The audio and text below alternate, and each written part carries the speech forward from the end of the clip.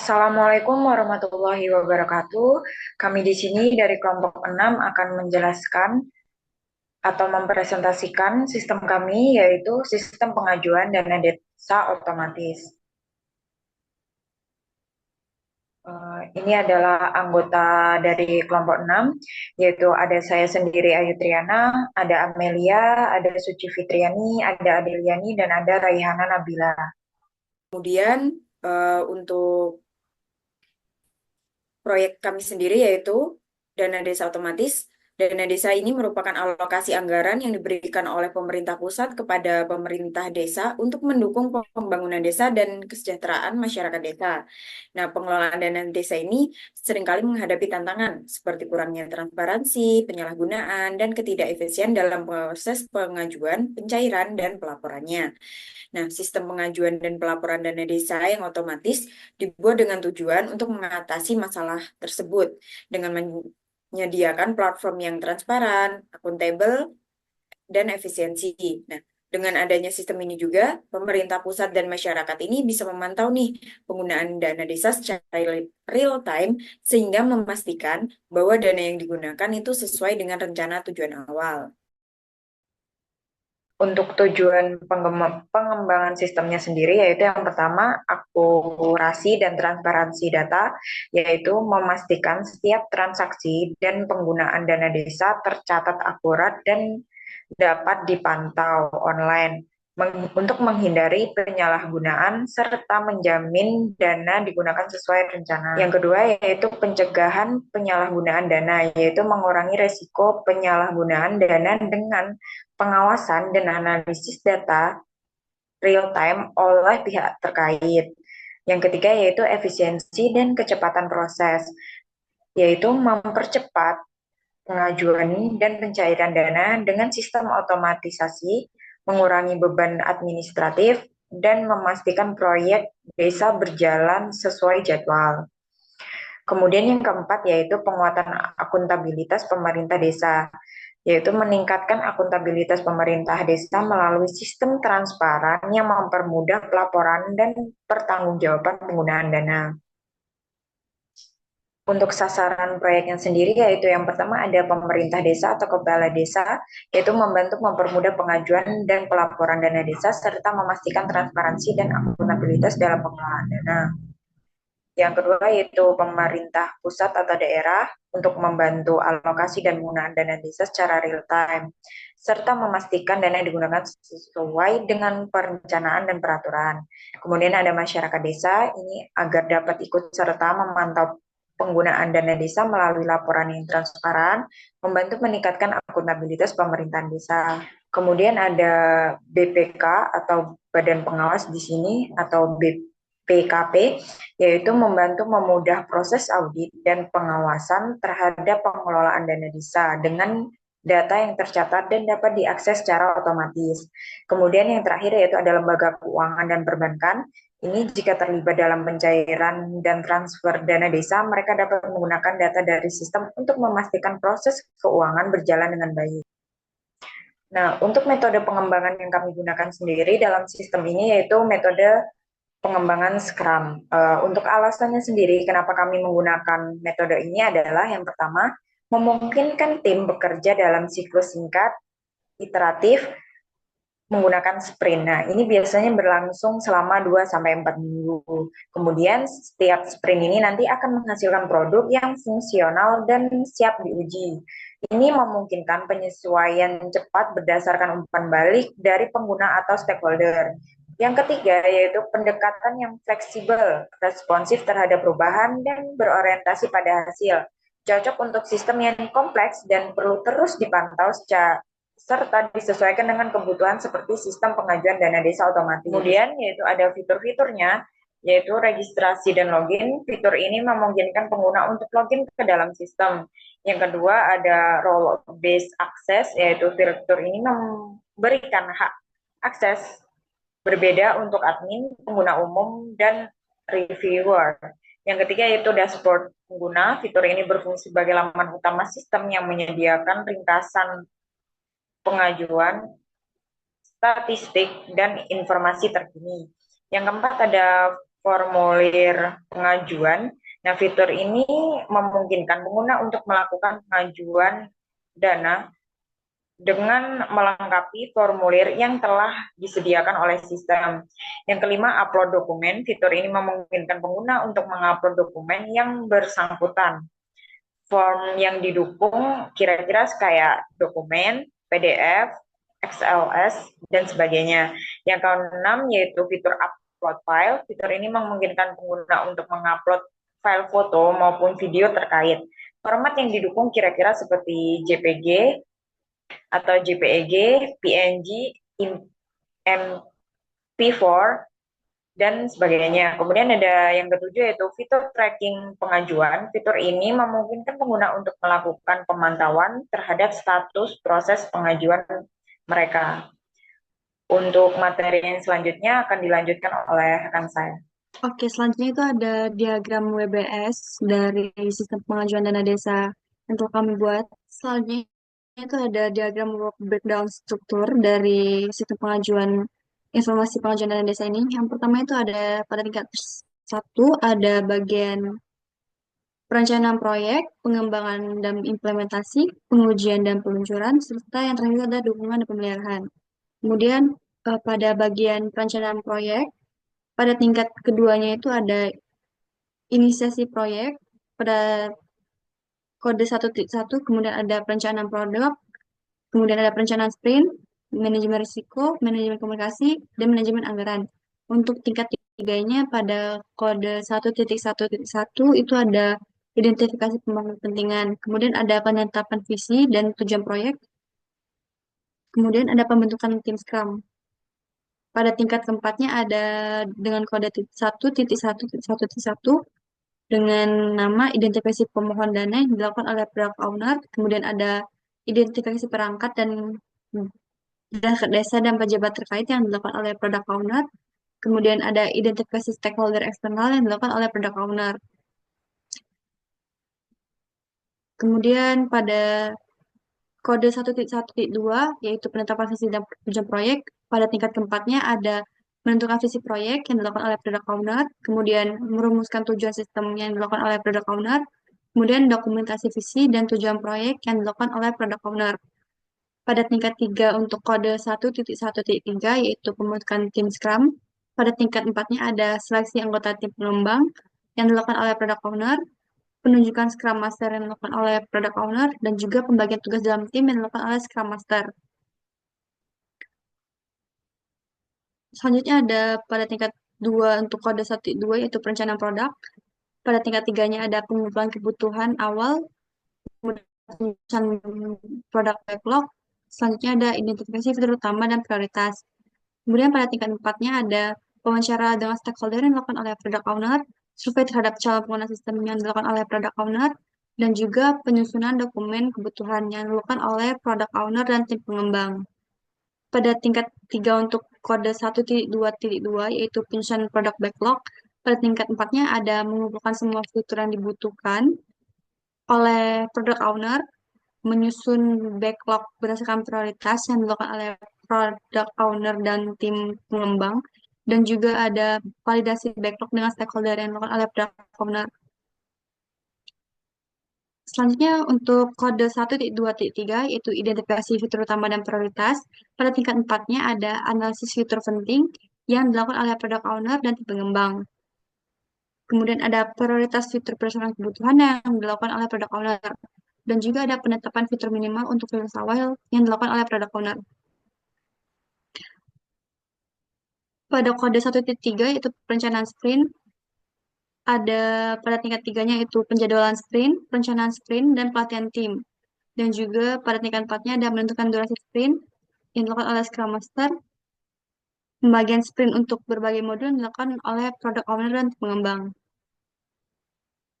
Pada kode 1.3.2 yaitu perencanaan sprint, pada tingkat keempatnya ada persiapan infrastruktur teknis yang dilakukan oleh product owner dan tim pengembang, dan juga ada pengaturan alat dan tools yang dilakukan oleh Scrum Master. Kemudian pada kode 1.3.3 yaitu pelatihan tim, Pada tingkat keempatnya ada menyusun modul pelatihan untuk tim yang dilakukan oleh Scrum Master dan juga mengadakan workshop Scrum untuk tim yang dilakukan oleh Scrum Master.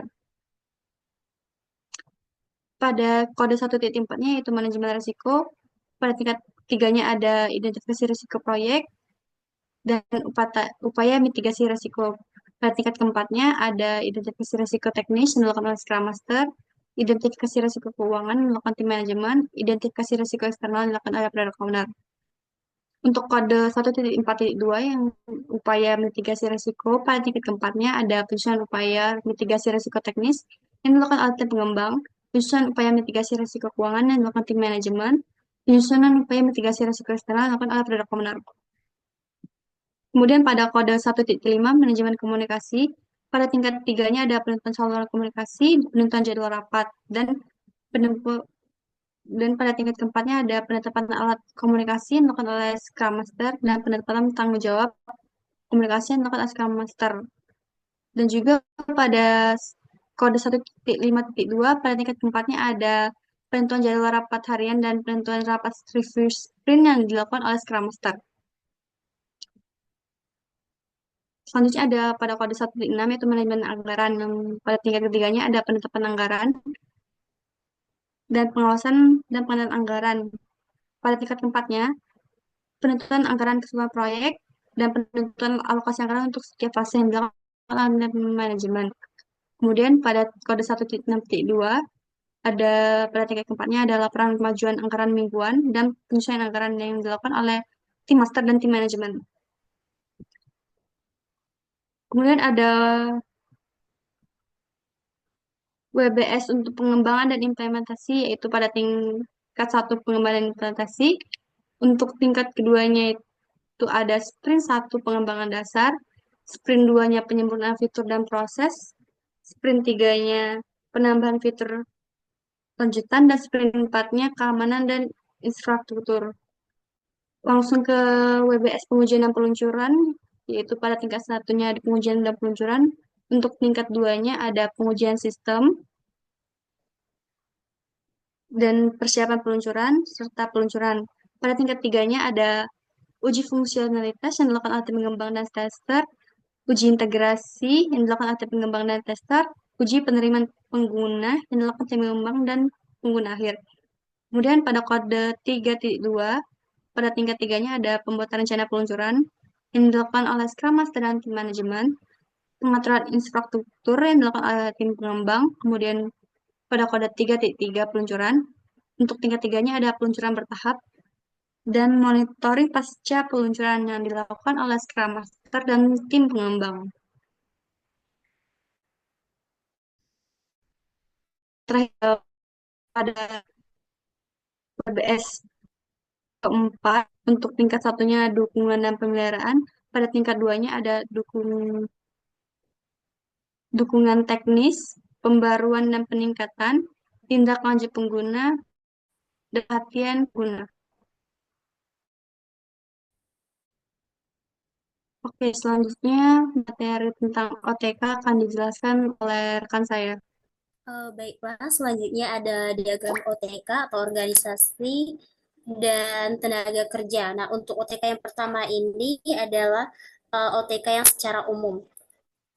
Yang pertama ini pada puncak struktur atau di handle langsung oleh product owner yang bertanggung jawab untuk menentukan kebutuhan sistem dan memastikan hasil kerja sesuai dengan tujuan proyek.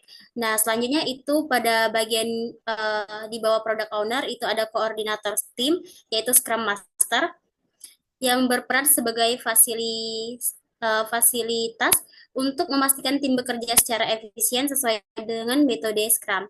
Nah, di bagian bawah Scrum Master terdapat 3 tim utama, yaitu tim manajemen, tim pengembang, dan juga tim desain. Selanjutnya itu ada pada bagian keempat yaitu dukungan teknis. Nah, di bawah tim inti ini terdapat tester dan juga pengguna akhir. Oke, next. Nah, selanjutnya ini adalah OTK yang secara general.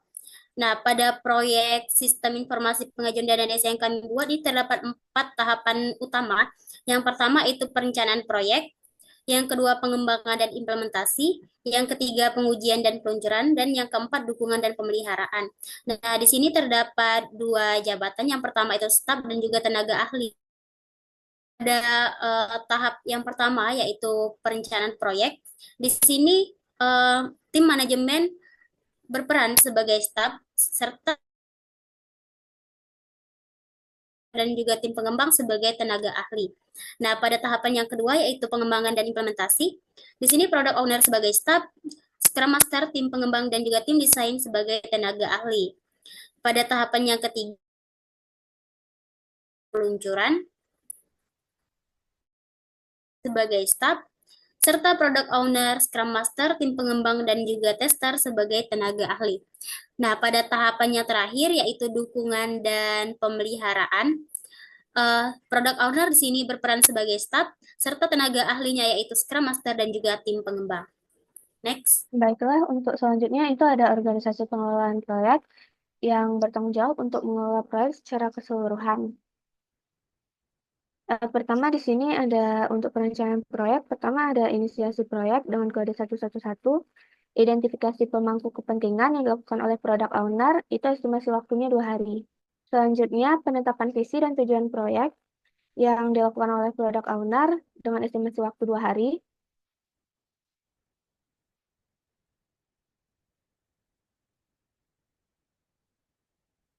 Next, pembentukan tim Scrum oleh product owner, estimasi waktu 2 hari. Kemudian untuk perencanaan 1.2 perencanaan proyek dengan kode 121 awal oleh product owner dan tim pengembang dilakukan selama 1 hari. Kemudian task penyusunan produk backlog yang dilakukan oleh product owner dan tim pengembang itu estimasi waktu 1 hari. Selanjutnya, identifikasi fitur utama dan prioritas oleh product owner dan tim pengembang dengan estimasi waktu 2 hari. Kemudian, selanjutnya ada 1.3 perencanaan sprint. Dengan kode 131, penjadwalan sprint dilakukan oleh Scrum Master, product owner, dan tim pengembang. Itu estimasi waktunya 1 hari. Kemudian untuk perencanaan sprint yang dilakukan oleh Scrum Master, product owner, dan tim pengembang itu juga 1 hari. Next, untuk pelatihan tim oleh Scrum Master selama 2 hari. Kemudian untuk manajemen risiko. Untuk task 141, identifikasi risiko proyek oleh Scrum Master, tim manajemen, dan product owner itu 1 hari. Kemudian upaya mitigasi risiko oleh Scrum Master, tim manajemen, dan product owner itu 1 hari. Selanjutnya ada manajemen komunikasi. Dengan tes penentuan saluran komunikasi oleh Scrum Master selama 1 hari. Kemudian penentuan jadwal rapat oleh Scrum Master 1 hari.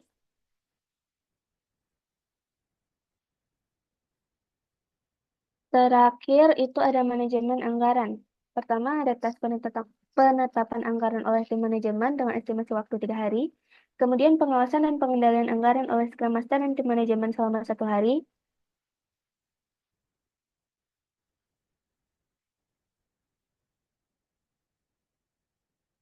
Selanjutnya untuk pengembangan dan implementasi. Pertama ada sprint planning yang dilakukan oleh product owner, Scrum Master, dan tim pengembang selama 1 hari. Selanjutnya tes estimasi oleh Scrum Master dan tim pengembang 1 hari. Kemudian untuk pengembangannya itu pertama ada desain antarmuka pengguna dasar oleh product owner dan tim desain selama 2 hari. Kemudian implementasi fitur dasar oleh tim pengembang dengan estimasi waktu 3 hari.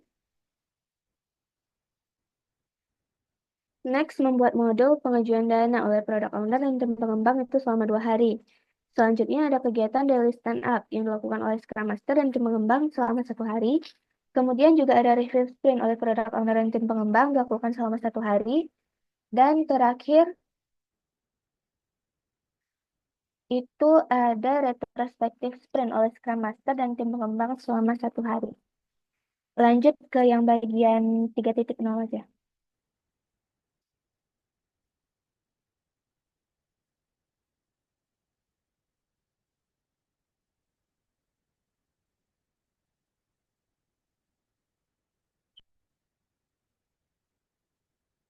Nah, di sini untuk pengujian dan peluncuran. 3.1 untuk pengujian sistem dengan tes uji fungsionalitas yang dilakukan oleh tim pengembang dan tester selama 5 hari. Kemudian, uji integrasi oleh tim pengembang dan tester dengan estimasi waktu 7 hari.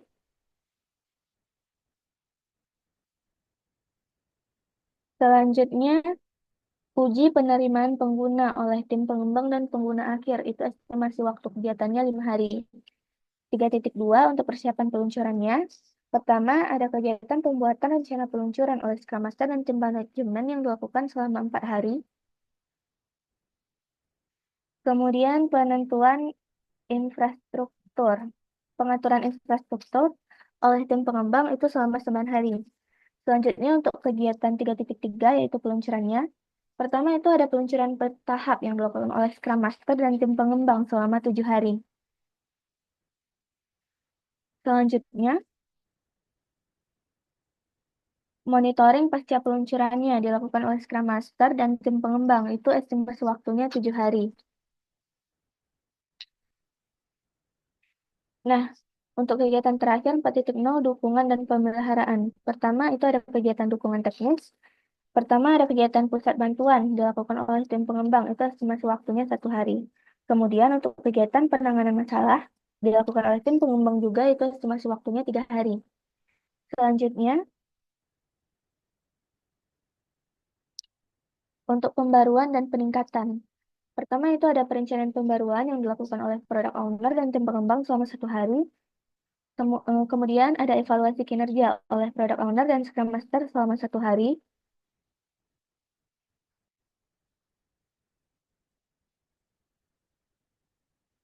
Terakhir itu ada kegiatan tindak lanjut pengguna.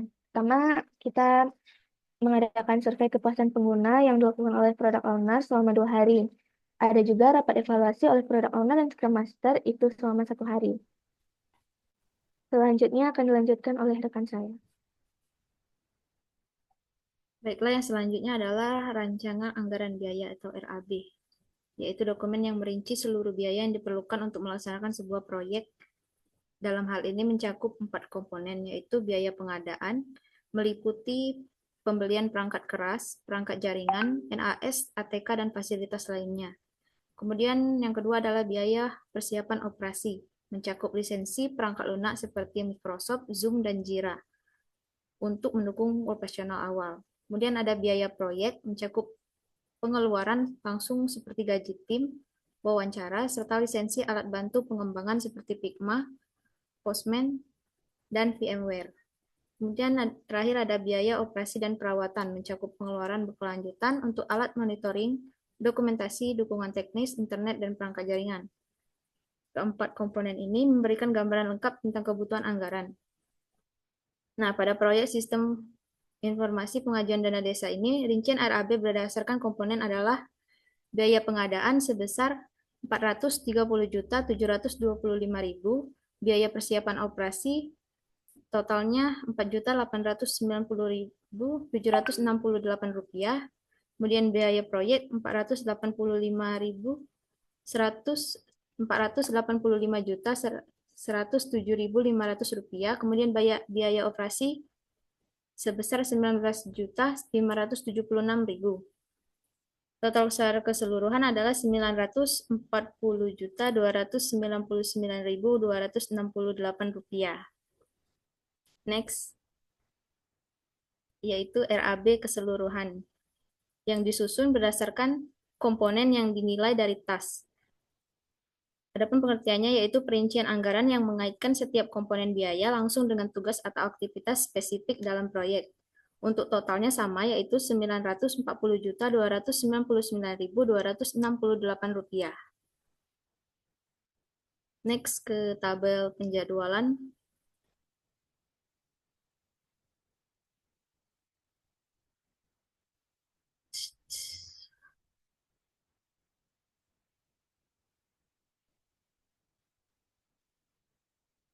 Nah, tabel penjadwal ini menggunakan format bar untuk menggambarkan alur waktu dan pembagian tugas dalam proyek. Setiap bar mewakili tugas yang perlu diselesaikan dengan panjang bar yang menunjukkan durasi pengerjaan. Pada proyek sistem pengajuan dana desa otomatis ini, lama pengerjaannya itu selama lebih dari 6 bulan, dengan hari kerja yang mencakup Senin hingga Jumat, sementara Sabtu dan Minggu adalah hari libur. Tugas yang dijadwalkan dalam hal durasi 1 hari kerja menunjukkan bahwa pekerjaan selesai pada hari itu juga, sedangkan 2 hari kerja berarti tugas selesai dalam 2 hari berturut-turut. Next. Selanjutnya adalah penjadwalan dengan CPM, yaitu metode manajemen proyek yang digunakan untuk merencanakan dan mengelola waktu penyelesaian proyek. Pada proyek sistem pengajuan dana desa otomatis ini, penjadwalan sudah disusun dengan mencantumkan kode task, nama task atau kegiatan, kegiatan pendahulu, dan durasi untuk setiap aktivitas yang terlibat. Setiap aktivitas harus dilaksanakan sesuai dengan urutannya, dilaksanakan setelah kegiatan terdahulu masing-masing task. Hal ini guna memastikan kelancaran pelaksanaan proyek sesuai dengan waktu yang direncanakan. Untuk yang selanjutnya akan dijelaskan oleh rekan saya. Oke, Bella, selanjutnya adalah manajemen resiko. Nah, pada kolom level 0 yaitu level resiko, resiko ini terbagi ke dalam beberapa kategori utama, yaitu yang pertama legal risk, kedua market risk, financial risk, teknologi risk, people risk, struktur atau proses risk, operational risk, dan juga organizational risk. Nah, pada subkategori risiko atau pada kolom level 1, setiap kategori utama memiliki subkategori spesifik, seperti pada legal risk terdapat subkategori regulasi data pribadi. Nah, pada market risk ada perubahan kebijakan pemerintah dan tekanan eksternal. Pada financial risk ada resiko kelebihan biaya dan juga resiko biaya operasional tak terduga. Dan pada teknologi risk ada resiko ketergantungan teknologi.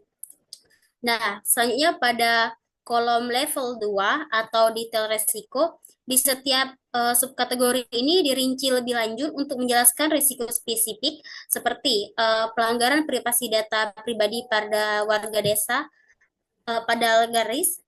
Selanjutnya itu perubahan prosedur pengajuan pada market risk, permintaan fitur tambahan pada financial risk, dan juga server down atau gangguan koneksi pada teknologi risk. Nah, selanjutnya itu pada kolom contoh resiko, memberikan contoh nyata dari setiap resiko yang dijabarkan, misalnya untuk pelanggaran privasi data pribadi warga desa, contohnya adalah data pribadi warga desa disalahgunakan atau bocor. Selanjutnya itu untuk server down atau gangguan koneksi, contohnya adalah server yang tidak mampu menampung banyaknya pengguna. Selanjutnya, terakhir ini pada kolom solusi, yaitu menyediakan langkah konkret untuk mengatasi resiko seperti resiko pelanggaran data privasi. Untuk solusinya itu seperti implementasi sistem keamanan data yang kuat, audit keamanan secara berkala, gunakan infrastruktur cloud dengan skala otomatis, dan juga penerapan load balancer.